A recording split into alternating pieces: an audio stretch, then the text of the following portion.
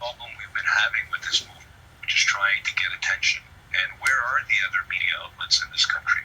And I think it's part, we know where they are. They've been in large part silent, and they've been complacent and complicit when it comes to the agenda of the Chinese Communist Totalitarian Party. And we have to go a step further and say, call a spade a spade. Our government has shown on a number of occasions they've expressed disappointment. They've expressed concern. They've expressed a lot of the points we've expressed during this call over the last 45 minutes. But talk is cheap. We need action. Canadian government, if it stands for human rights and democracy and international rule of law, it's not enough just to have press communiques and have our minister say how disappointed he is. We have to look at the action.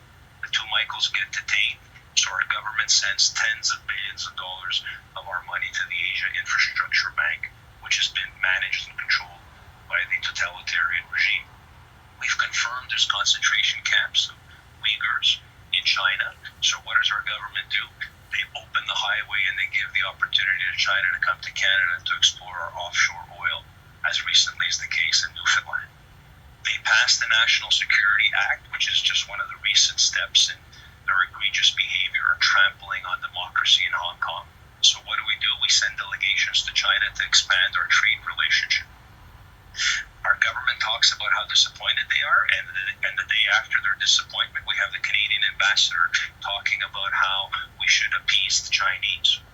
It's even more egregious than that. We have former prime ministers and ministers of foreign affairs of both conservative and liberal governments signing on to documents basically saying we should shun and ignore the basic rule of law in our country and international rule of law. How deplorable is that as Canadians? And we have, again, news outlets that are not really educating Canadians and sensitizing to the complicity and of our government on this particular issue. So I just want to wrap it up and simply say that there's some fundamental action that needs to be taken. Yes, the Magnitsky Act has to be implemented. I agree with all my friends on this particular call. Yes, myself and other colleagues, we've tabled the motion in the Senate in the previous Parliament. We will retable it again.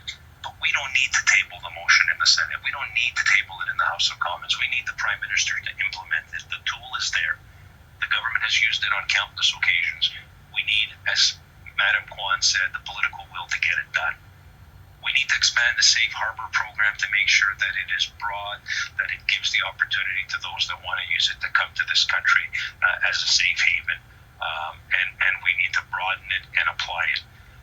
We also need to have sanctions, clear and concise sanctions. The leverage that Canada has is trade. That's what we have. We're not a military power. We're not necessarily a political power or soft power, but we're a trading power. And we need to implement that if we're serious. At the end of the day, my friends, the Canadian government has to send a message to the totalitarian regime of China that if you want the benefit of dealing with Canada, both our economic market, with our political market, you need to do it under our standards and our conditions. And if that's not done, it's just not going to work. Thank you, colleagues. We need to keep up the fight. We need to keep up the pressure. But we need to go from rhetoric to action. Thank you very much.